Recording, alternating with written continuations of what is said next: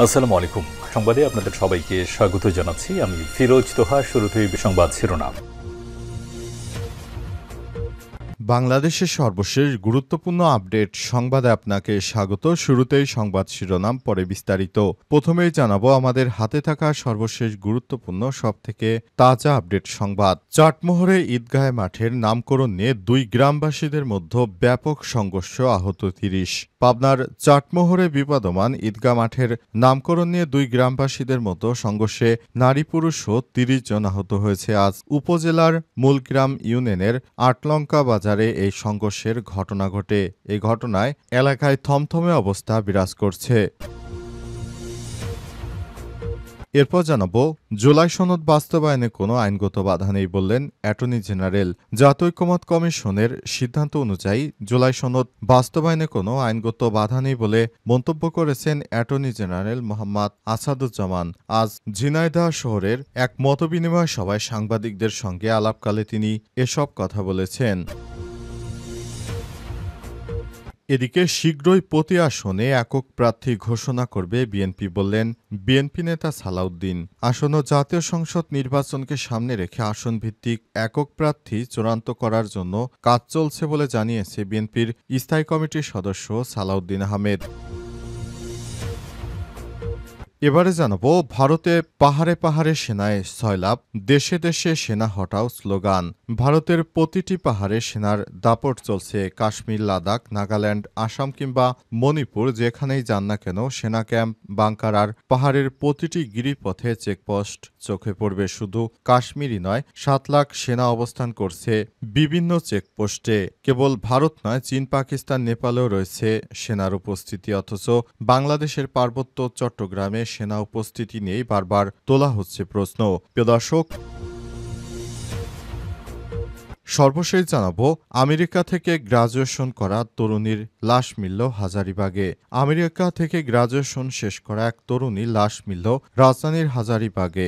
আজ হাজারীবাগ মিতালি রোডের বাসা থেকে ওই তরুণীর ঝুলন্ত লাশ উদ্ধার করা হয়েছে। নিহত তরুণীর নাম বিদ্যাধরী সূর্যপ্রসাদ দাস। তিনি আমেরিকা থেকে ৫ বছরের গ্রাজুয়েশন সম্পন্ন করে দেশে ফিরে এসেছেন। বর্তমানে তিনি তার পরিবারের সঙ্গে বসবাস করছেন। প্রিয় দর্শক, এতক্ষণ শুনছিলেন সংবাদ শিরোনাম, এবারে বিস্তারিত। তবে তার আগে বন্ধুরা, অনুরোধ থাকবে এই সংবাদটিতে একটি লাইক দিন। এই চ্যানেলে আপনি নতুন হয়ে থাকলে আমাদের সংবাদটি দেখতে দেখতে চ্যানেলটি সাবস্ক্রাইব করে রাখুন। কমেন্ট করে বন্ধুরা আপনার মূল্যবান মতামত জানিয়ে দিন আপনি বিশ্বের কোন দেশ থেকে বা বাংলাদেশের কোন স্থান থেকে আমাদের সংবাদটি দেখছেন এবং শুনছেন। আর বন্ধুরা, এই সংবাদটি আপনার সোশ্যাল মিডিয়া ফেসবুকে শেয়ার করে বন্ধুদেরও দেখার সুযোগ করে দিন। এবারে বিস্তারিত। চাটমোহরে ঈদগাহ মাঠের নামকরণ নিয়ে দুই গ্রুপের সংঘর্ষ, আহত ৩০।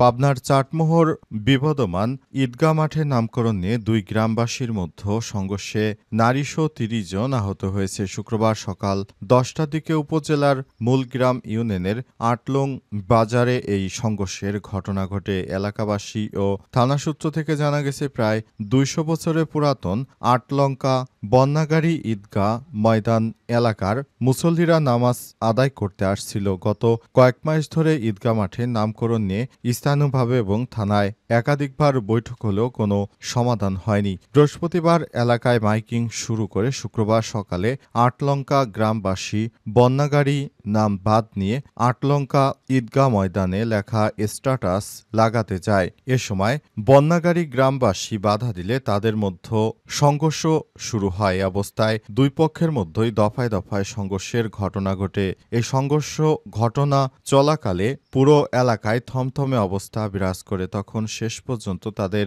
সংঘর্ষ থামানো গেছে। তবে সংঘর্ষ থামানো গেলে হবে কি, এখনো এলাকায় থমথমে অবস্থা বিরাজ করছে। আবার যে কোনো সময় নতুন করে সেখানে সংঘর্ষ শুরু হতে পারে বলে এমনটাই জানা গেছে।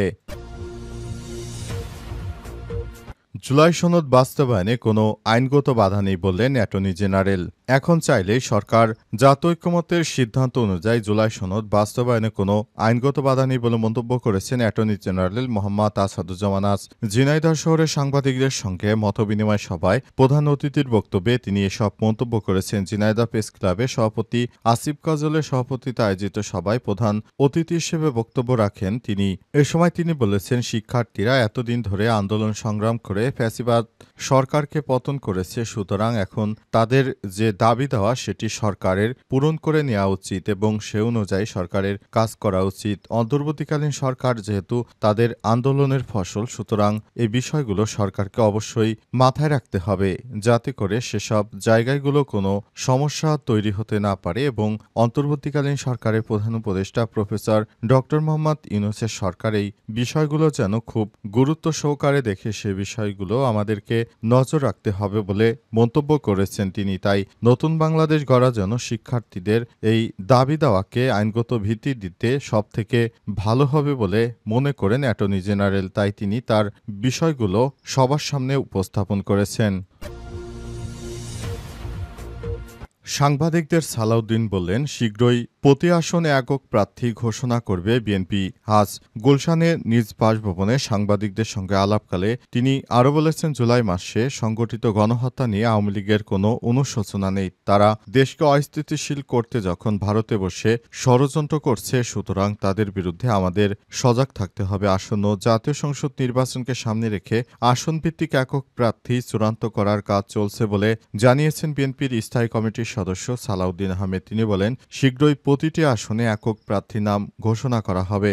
সরকারের প্রতি অভিযোগ তুলে সালাউদ্দিন বলেছেন, যথেষ্ট সাক্ষ্য প্রমাণ থাকা সত্ত্বেও আওয়ামী লীগের বিরুদ্ধে কোনো মামলা করেনি সরকার। রহস্যজনক কারণে মামলাগুলো এড়িয়ে যাওয়া হয়েছে। তিনি আরও বলেন, বিএনপির নির্বাহী আদেশে কোনো রাজনৈতিক দলকে নিষিদ্ধ করার পক্ষে নয়। আমরা চাই বিচারিক প্রক্রিয়ার মধ্য দিয়ে আওয়ামী লীগের ভাগ্য নির্ধারণ করা হোক। নির্বাচন ঘিরে শরিক দলের সঙ্গে আলোচনা অব্যাহত রয়েছে জানিয়ে বিএনপির এই নেতা বলেছেন, আমরা আমাদের শরিক দলের সঙ্গে সবসময় আলাপ আলোচনা করছি কিভাবে বিএনপির ভালো অবস্থান সম্পর্কে আমরা আলাপ আলোচনা করেছি। আমরা চাই বিএনপিকে একটি ভালো অবস্থানে নিয়ে যাওয়ার জন্য, সেজন্য আমরা সবসময় একসাথে কাজ করছি।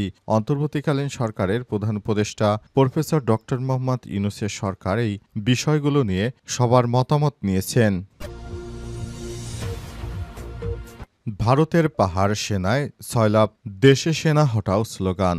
ভারতের প্রতিটি পাহাড়ে সেনাদের দাপট চলছে। কাশ্মীর, লাদাখ, নাগাল্যান্ড, আসাম কিংবা মণিপুর যেখানেই যান সেনা ক্যাম্প, বাংকার আর পাহাড়ের প্রতিটি গিরিপথে চেকপোস্ট চোখে পড়বে। শুধু কাশ্মীরেই ৭ লাখ সেনা অবস্থান করছে। কেবল ভারত নয়, চীন, পাকিস্তান, নেপালেও রয়েছে সেনাদের উপস্থিতি। অথচ বাংলাদেশের পার্বত্য চট্টগ্রামে সেনা উপস্থিতি নিয়েই বারবার তোলা হচ্ছে প্রশ্ন। সেখানে কয়েকটি সন্ত্রাসী গোষ্ঠী, তাদের ছত্রছায়ায় কিছু পাহাড়ি নেতারা সবসময় পাহাড়কে অস্থিতিশীল করে বাংলাদেশের পার্বত্য চট্টগ্রাম এলাকাকে তারা ঝুঁকির মধ্যে ফেলাতে সব রকমের প্রচেষ্টা চালিয়ে যাচ্ছে। তাদের বিরুদ্ধে সরকারের যথাযথ আইনি প্রক্রিয়ায় ব্যবস্থা নিতে হবে। তাদেরকে আইনের আওতায় নিয়ে আসতে হবে যাতে করে কেউ সন্ত্রাসী কর্মকাণ্ড আর পরিচালনা করতে না পারে। পাহাড়ে প্রতিনিয়ত দেখা যাচ্ছে বিভিন্ন গ্রুপ, তারা চাঁদা তুলে তারপর সেসব চাঁদা দিয়ে তারা ভারত থেকে অস্ত্র কিনে বাংলাদেশকে অস্থিতিশীল করতে চায়। বেশ কয়েকদিন আগে কথিত ধর্ষণের ঘটনা সাজিয়ে তারা পাহাড় থেকে সেনা শাসন তুলে নাও ইত্যাদি